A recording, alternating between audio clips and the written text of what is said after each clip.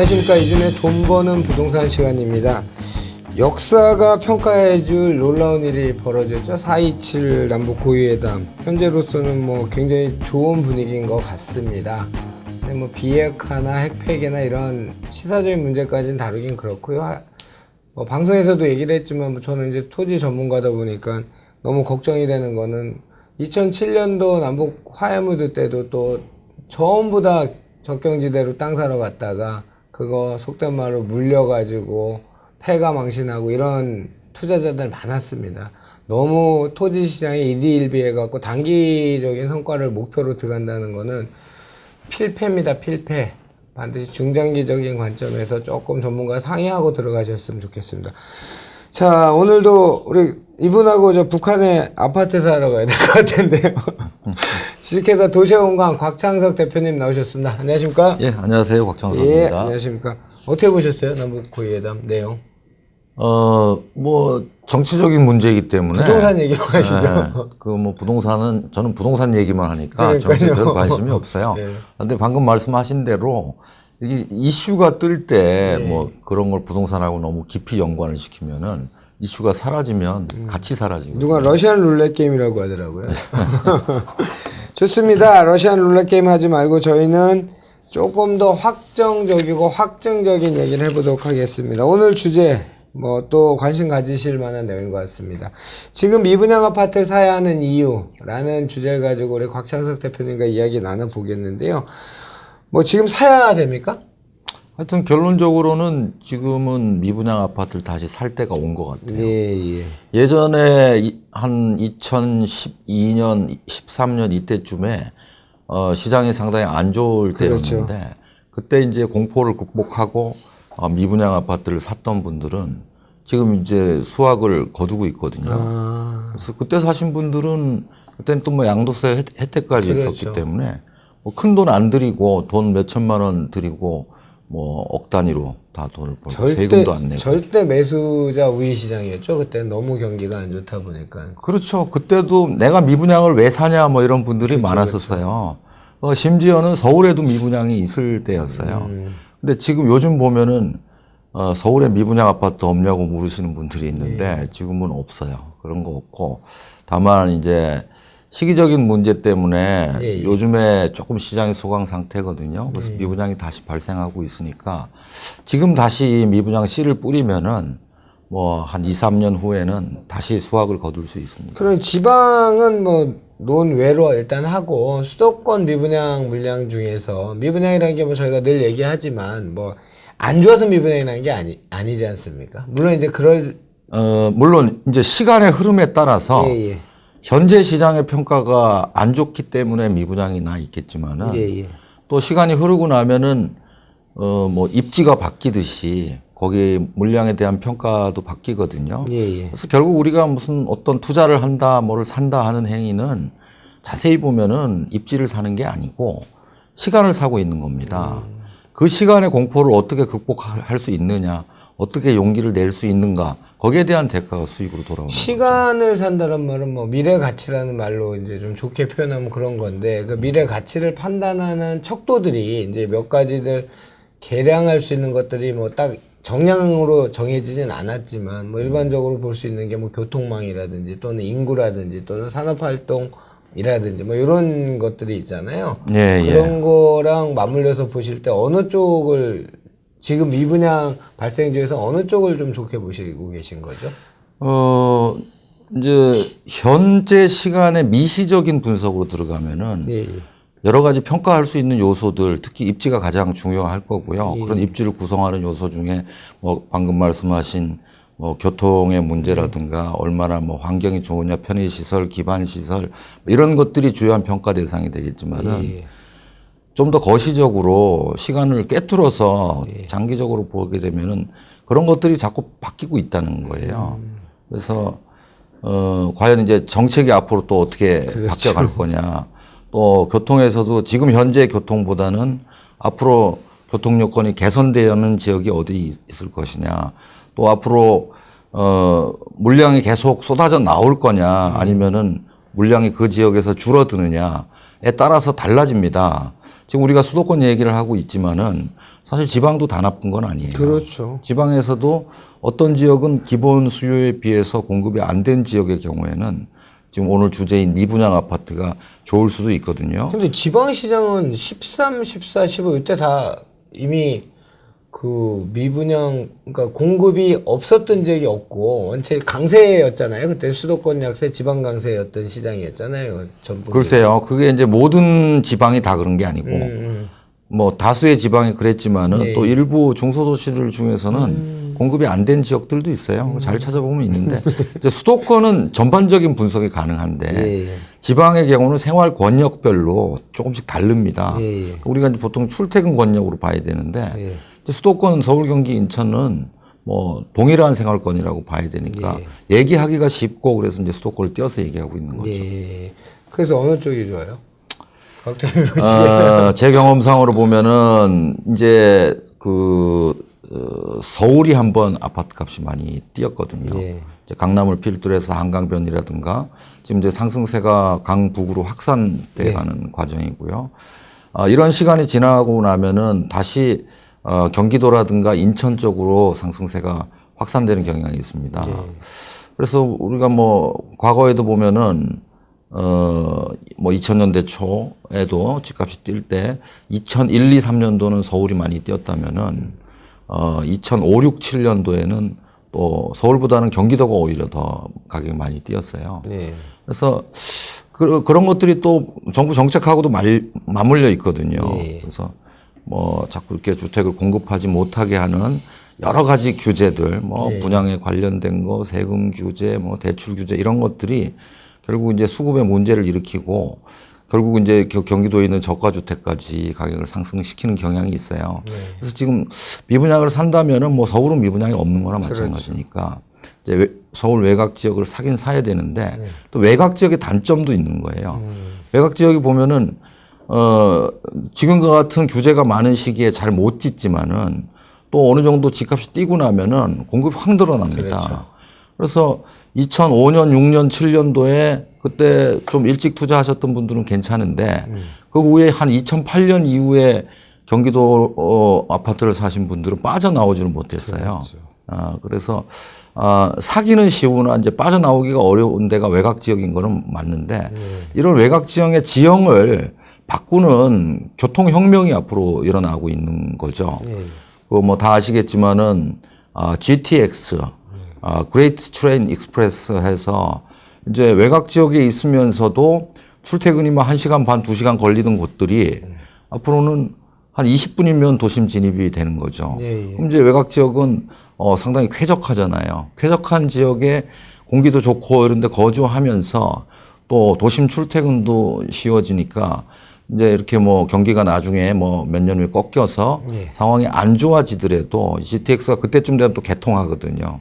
그런 지역을 노리는 게 좋을 것 같습니다. 그냥 2005년부터 7년, 8년 수도권에 이제 공급이 많아져갖고 우리가 못 빠져나와서 마지막 빠져나왔던 게 이제 한강 김포신도시 같은 경우에도 그죠? 11년, 12년, 13, 12년까지 못 빠져나오다 이제 그때 이제 거의 나왔잖아요. 네, 그렇죠. 그런 거를 상쇄할 수 있는 교통의 혁명이 GTX나 고속 KTX 뭐 이런 것들 연결 구간. 그러니까 저희 이제 곽 대표님한테 얘기해 SRT도 저 깜짝 놀랐다니까요. 저 작년에 SRT 처음 타봤는데 평택까지 23분 걸리더라니까요. 그러니까 그게 다 이제 SRT도 뭐 슈퍼 래피드니까 굉장히 빠른 속도로 달리는 철도고 비슷한 개념인데 GTX라는 게 광역 급행 철도거든요. 평균 시속이 뭐 110km, 120km를 달리는 거니까 이게 이제 뭐 이미 런던은 이제 만들어졌지만은 영국 런던 교통혁명이 일어나고 있거든요.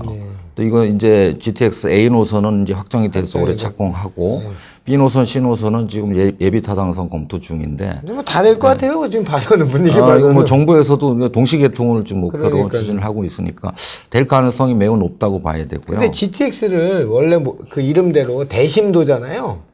GTX는 뭐 다 마찬가지예요. GTX든 뭐 아니면은 뭐 SRT든 이제 지하를 깊이 파요. 근데 이 GTX 노선들 보면 이제 자꾸 연장 구간들 생기니까 예. 지상 노선도 생기고 막 이러면 예. 속도가 애초에 목적한 거하고는 좀 틀려질 것 같아요. 그래도 굉장히 빠른 편이죠. 빠르죠. 20-30분이면은. 예. 근데 저는 이런 거에 조금 부정적으로 생각했던 게 뭐냐면 네. 제가 경기도 양평에서 토지 개발 사업을 오래 했었잖아요. 그때 어느 날 지나다 보니까 그 중앙선 복선 전철이 생긴 거예요. 그래서 너무 이제는 제가 이제 양평에서 출퇴근을 강서에서 하는데 한 70km 되거든요. 평일 그러니까 안 막힐 때부터 1시간 반, 막히면 뭐 셀 수가 없고 그래서 야 이제 무조건 지하철 타야 되겠다 그랬거든요. 제가 했던 데가 옥천이니까 아신역에 차 세워놓고 집에 이제 왔다 갔다 출퇴근하면 2번 타고 안 타게 되더라고요. 왜냐하면 강서에서 왕십리까지 1시간 거의, 근데 왕십리에서 여기까지 또 뜨문뜨문하잖아요. 앉아서 올 수는 있는데 너무 길고 지루하더라고요. 출퇴근이 아닌데요? 여행인데요. 여행이에요, 완전히. 그래서 근데 GTX나 SRT는 다르죠. 이 고속으로 만약에 지금 계획한 데만 되면 이건 혁명이죠, 진짜. 네, 그래서 그런 곳들이 이제 외곽이면서도 뭐 도심과 뭐 이렇게 출퇴근이 별 차이가 없어지면은 뭐 아무래도 외곽 지역은 환경이 굉장히 쾌적하잖아요. 그렇지. 그런 측면에서 해야 되고. 이 ABC 노선 다 개통되면 그러니까 남쪽 빼고는 거점이 다 생기는 거잖아요. 그렇죠. 이제 A 노선이 원래 고양시에서 출발해서 동탄까지였는데 예, 파주까지. 이제 확장이 돼서 파주까지 이제 확장이 된 거고요. 예. 그다음에 이제 B 노선은 남양주 마석에서 출발해서 예. 마찬가지로 이제 청량리 서울역을 거쳐서 인천 송도까지 연결되는 거거든요. 이 노선이 굉장히 깁니다. 길죠, 굉장히 길죠. 예, B 노선은 좀 짧지만 의정부에서 출발해서 C 노선. C 노선, 예, C 노선 예. 의정부에서 출발해서 이제 군포 3본 금정역까지 금정. 예, 연결이 되거든요. 그래서 이 세 개 노선이 완성이 되면은 이 중에서도 외곽 지역에서 출퇴근이 어려웠는데 가능해지는 지역이 이제 두 곳이에요. 이제 파주라든가 그렇죠. 남양주 쪽은 네. 출퇴근이 뭐 불가능은 아니었지만 굉장히 어려웠었는데. 근데 그럼 남양주 쪽 되게 좋아지겠네요. 8호선도 연장되고 이 GTX 마석까지 들어가게 되면 예, 그렇죠. 트랜스퍼가 굉장히 좋을 것 같은데요. 예, 남양주 쪽은 지금도 경춘선이라든가 중앙선이 그런 있긴, 건 있죠. 있긴 있는데 느리거든요. 느리죠. 이제 여기는 그 빨라진다. 길어요. 예, 배차 시간이 되게 길어요. 배차 시간은 출퇴근해서 뭐 시간 맞추면 되기 때문에. 그리고 이제 요즘 파주는 또 뭐 이번 남북 회담하고도 또 난리 났대요. 관련돼 있어서 그 파주는 이제 남북 회담이라는 건 정치적 이슈니까 이게 진행될지 안 될지는 모르지만은 GTX는 확정이니까요. 네. 예, 그렇습니다. 그래요. 이런 정치적인 이슈에 따라 토지 가격은 반응을 금방금방 하지만 이 주택 가격은 생활권이나 교통 편의나 지금 아까 얘기하셨던 장기적인 미래 가치에 따라 움직이는 거잖아요. 그러니까 GTX나 이런 것들이 이 김문수 경기도지사 시절에 이게 입안된 거니까 벌써 몇 년째입니까, 그죠? 근데 이제 확정이 된 거니까 어쨌든 A 노선 같은 경우는 완전 진짜 일산 고양시에서 동탄까지 가는 게 뭐 1시간도 안 걸리면 이건 진짜 말도 안 되는 거죠. 예전으로 얘기하면. 우리 곽창석 대표님 늘 얘기하는 물리적인 권리가 중요한 게 아니고 시간적인, 그러니까 범서울권이 점점 넓어지는 그런 개념이 된다고 봐야죠. 그러니까 이제 계속 인서울만 고집할 건 아니에요. 그렇죠, 이제 그렇죠. 서울이 확대되고 있으니까 확대되는 서울이 어디까지 닿는지 이런 걸 연구를 잘 해야 되고요. 또 이제 그동안 제가 아파트 갭 투자를 많이 말씀을 드렸는데 지금 이제 갭 투자가 상당히 투자 금액이 많이 늘어났어요. 작년 4월 이전에 서울에서 아파트를 한 1억 정도 뭐 전세 끼고 살 수 있었다면은 지금은 2억이 넘어요. 거의 3억 가까이 들고요. 돈이 많이 듭니다. 거기다가 이게 주택에 대한 여러 가지 규제들이 많이 늘어나, 주택 수가 늘어나면 또 불리해지거든요. 투자자 입장에서. 근데 이제 미분양 아파트라는 것이 주택 수에 일단 포함이 안 되거든요. 준공될 때까지는. 그렇죠. 그리고 또 지금 보면은 갭 투자보다는 아무래도 투자 금액이 적게 들어요. 그렇겠죠, 당연히. 분양가의 10%만 넣고 나머지 중도금은 또 집단 대출로 가는 거니까. 대출 때문에 지금 문제 머리 아프던데 괜찮을까요? 그러니까 집단 대출 규제를 많이 하고 있죠. 그러니까요. 그래서 대출이 나오는 단지가 있고 미분양 단지 중에 또 안 나오는 단지도 있어요. 맞아요. 옛날에는 그냥 집단 대출 다 된다고 했었는데 지금은 분양 단지별로 다 다르거든요. 조건이. 그 조건은 좀 알아봐야 되겠고요. 네. 당연히 갭 투자보다는 투자 수익률이 높습니다. 또 한 가지는 주택수에 포함이 안 되면서도 거래하는 비용이 없어요, 거의. 우리가 주택을 거래하면은 일단 뭐 취득을 해야 되니까 취득세를 내는 부담이 있잖아요. 그렇죠. 그 취득세가 또 만만치 않거든요. 만만치 않죠. 근데 이거는 이제 전매가 가능한 지역이라면은 준공되기 전에, 주택이 되기 전에 팔아버릴 수 있는, 가볍게 투자할 수 있는 이런 것도 있고, 그 다음에 지금 이제 우리가 청약 통장을 사용해서 네. 만약 분양을 받는다면은 이 뭐 집이 있는 사람들은 거의 뭐 굉장히 어려워요. 네. 또 청약 가점이 낮은 분들, 신혼부부나 이런 분들도 어려워요. 가점이 낮기 때문에. 오로지 특별 공급에 목숨 걸고 다. 아, 그러니까 그 좋은 데들은 막 경쟁 너무 세고 네. 이런 식으로 되는데 사실 그 이 미분양 아파트를 사는 거는 통장을 사용하지 않기 때문에 그렇죠. 그 주택 수에도 포함이 안 될 뿐만 아니라 당첨에 따른 여러 가지 규제가 없어요. 우리가 뭐 예를 들어 뭐 재개발 재건축을 하나 갖고 있다 그러면은 조합원으로서 당첨이 되면은 지금 일반 분양 당첨된 거하고 중복되면 재당첨 제한에 걸려요. 그렇죠. 근데 이제 미분양 아파트는 그런 거에 대한 부담도 없다는 거. 그다음에 보통 보면 2012, 13년도에 분양을 받으신 분들이 그때 늘 걱정을 했던 게 입주 시점에 전세가가 떨어지면 어떻게 하나 뭐 이런 걱정을 하면서 안 받았거든요. 근데 사실 2012, 13에 받으신 분들은 14, 15에 보통 입주를 하게 돼요. 그때는 전세가가 굉장히 세가지고 별 부담 없이 입주를 할 수 있었어요. 근데 막 분양 물량이 쏟아지던 2015년, 16년에 15년 하반기부터 쏟아졌거든요. 그때는 미분양이 안 났어요, 거의. 그렇죠. 근데 그때 받으신 분들이 지금 입주를 하고 있단 말이에요. 그러니까 공급이 많을 때 분양을 받으신 분들은 입주 시점에 전세가를 걱정해야 되는데 그렇죠. 지금 작년 파리 대책 이전에 거의 지금 공급을 못 하고 있는 형편이에요. 올해 상반기에 뭐 분양하기로 했던 뭐 대여급 단지라고 하는 것들 이런 것들이 거의 지금 하반기로 넘어가는 분위기. 하반기에 또 할 수 있을지 없을지는 모릅니다. 준공 시점 되면 지금 분양을 받거나 미분양을 사시는 분들은 입주 시점에 전세가에 대한 걱정이 대규모 없어요. 공급이 입주 물량이 없으니까. 지금은 안 하지만은 제 생각엔 또 몇 년 후에 대규모 공급이 일어납니다. 그럼 그때 분양 받으신 분들은 아마 굉장히 또 고통스러우죠. 그러니까 이 시간이라는 파도를 잘 타야 되는 거죠. 좋습니다. 시간이란 파도. 야. 이 타임갭을 잘 이용을 해야 된다. 100% 동감합니다. 예전에 제가 늘 강의 때 저도 얘기하는데 마곡이 다 미분양이었었어요. 미분양일 때 전세가가 영등포까지 다 떠나 난리가 났었어요. 근데 6개월 만에 다 회복되더라고요. 타임갭이 좁을 수밖에 없는 지역이다 보니까. 그러니까. 공급이 많을 땐 당연히 전세가 걱정하셔야 되고 공급과 입주 물량의 추이를 좀 잘 보셔서 입주 물량이 적을 때는 뭐 그런 전세가 공격을 가격 걱정을 상대적으로 덜 하셔도 될 것 같아요. 자, 오늘 지금 미분양 아파트를 사야 하는 이유에 대해서 몇 가지 곽창석 대표님이 얘기하셨고, 결론은 수도권 일대 또는 공급이 부족한 지방 도시를 본인이 직접 분석을 하실 수 있으면 찾을 수 있고, 수도권은 개량화되어 있는 통계들이 많기 때문에 더 쉬운데, 일단 GTX, 교통혁명이라고 하는 GTX 노선의 서울권이 확장되는 주변 지역들 좀 눈여겨보셔라.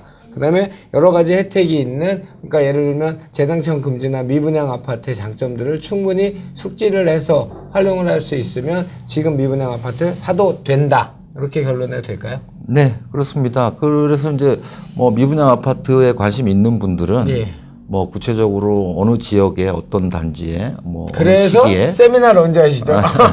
그런 거에 대해서는 세미나를 제가 매주 목요일하고 토요일 날 하고 있으니까요. 와서 질문하시면 답변 드리도록 하겠습니다. 자, 매주 목요일 날 토요일 날 우리 곽창석 대표님 세미나가 있습니다. 여기 남부터미널 근처고요. 오셔서 이런 거 오셔서 정보 들으면 뭐 얼마나 좋습니까? 오셔갖고 놀러 다니기에도 좋은 날씨지만 돈 벌기에 더 좋은 날씨라 생각합니다. 하여튼 건강들 하시고요. 저희는 곽창석 대표님과 다음 주에 다시 뵙도록 하겠습니다. 오늘 수고하셨습니다.